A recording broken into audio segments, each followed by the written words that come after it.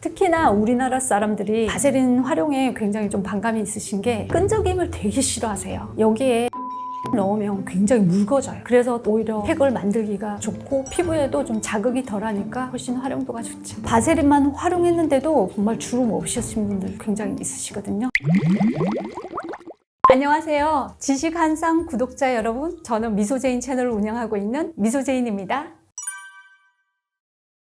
저도 건성 피부라 아무래도 바세린 활용을 많이 하는데요. 저는 평소에 바르는 것보다 팩을 할 때 이 팩에 고정되는 이런 용도로 많이 활용을 해요. 그리고 저는 평소에 바세린을 여름이라도 갖고 다니면서 사용할 때가 있는데요. 바세린 광고 아니고요. 이 립 제품을 제가 갖고 다니면서 이렇게 촬영이 있을 때 입술이 굉장히 건조해 보일 수가 있어요. 이럴 때를 대비해서, 그리고 특히나 이렇게 메이크업을 많이 할 때 립이 엄청 건조해질 수 있거든요. 이럴 때 이 바세린 립 제품을 갖고 다니면서 여름에는 끈적이는데 이 립은 반드시 갖고 다니면서 활용할 정도로 자주 활용한답니다. 바세린이 왜 석유에서 추출한 페트롤리움 거의 99%의 성분이잖아요. 그래서 이게 유분기가 있다 보니까 이 날아가는 수분을 잡아주는 그런 효과가 있는 걸로 알고 있고요. 그리고 이 피부의 진정 효과, 회복의 그런 효과도 있어서 우리가 치과에 가서도 보면 입을 굉장히 많이 벌리잖아요. 그럴 때 바세린을 입가에 이렇게 발라주더라고요. 이 보습에 굉장히 탁월한 것 같아요. 제가 생율무가루 팩에 이 바세린을 활용해서 이 농도를 잘 맞춰주면은 생율무가루 제거할 때 좀 어려운데 깔끔하게 한 덩이로 제거할 수 있답니다. 밀착시켜서.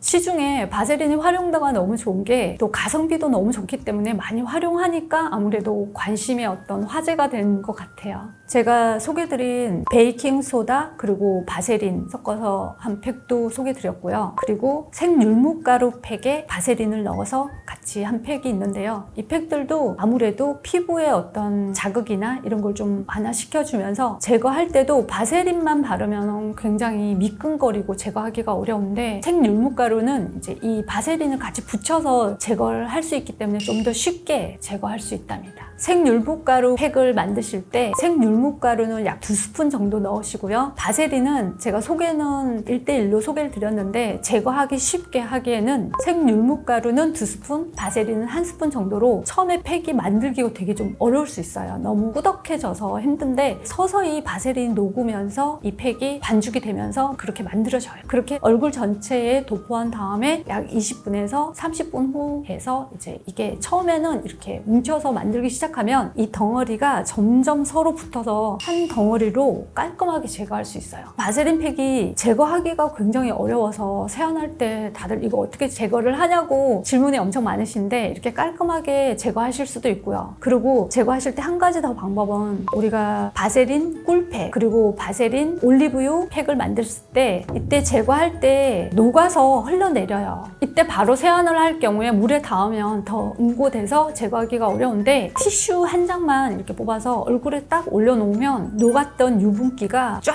흡수가 돼요. 그래서 한번 뒤집어서 쫙 흡수한 다음에 그대로 세안을 해주시면 훨씬 쉽게 빠르게 세안해서 제거할 수 있답니다.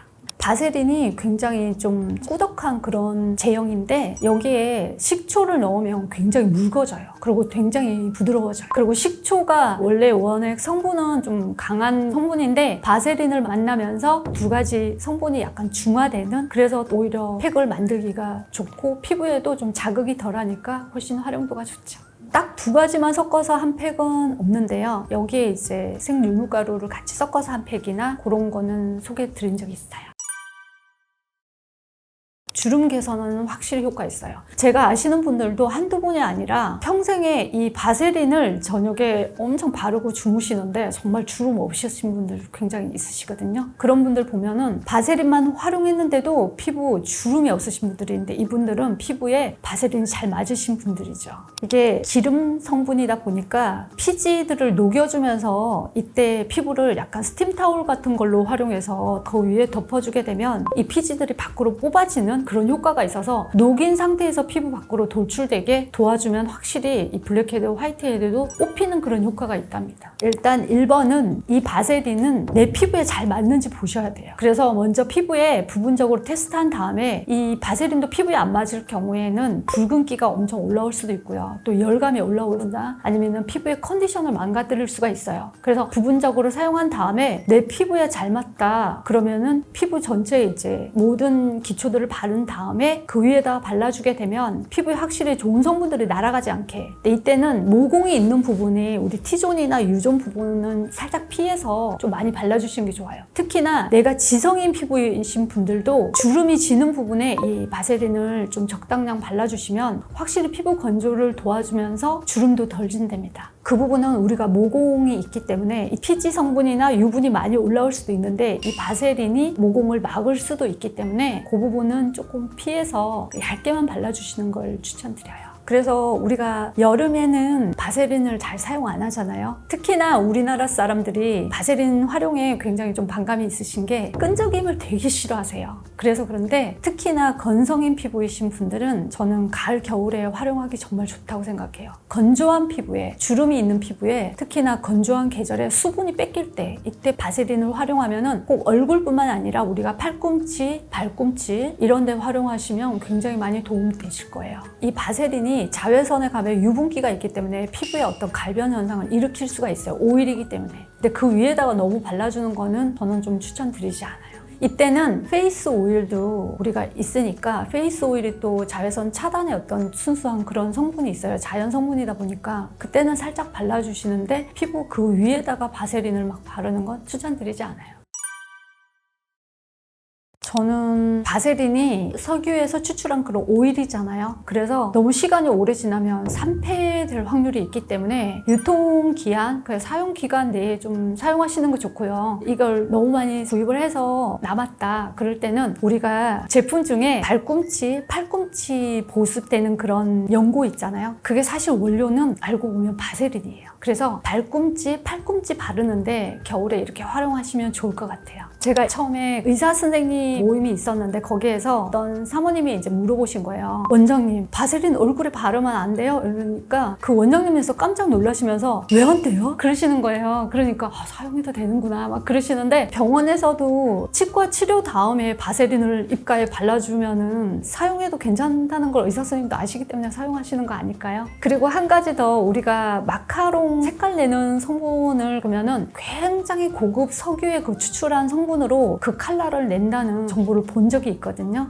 그래서 아주 고급 석유의 추출물은 우리가 먹는 마카롱에도 쓸 수도 있는 성분이라는 거 아시면은 조금 더 마음 놓고 사용하시지 않을까요? 바세린도 내 피부에 잘 맞으면 이게 평생 정말 가성비 좋은 피부과 안 가도 사용할 수 있는 그런 좋은 재료이기도 한데요. 또 내 피부에 안 맞을 경우 다른 걸로 대체해서 사용하시는 걸 저는 추천드려요. 그래서 먼저 피부에 먼저 테스트를 내 얼굴 가장 가까운 이 턱 밑에 쪽에 동전 크기로 먼저 발라본 다음에 바세린은 바르고서 뭐 1시간이나 하룻밤 정도 잔 다음에 내 피부에 잘 맞고 괜찮다 그럴 때는 좀 피부 전반적으로 활용을 해 주시는 게 좋을 것 같아요.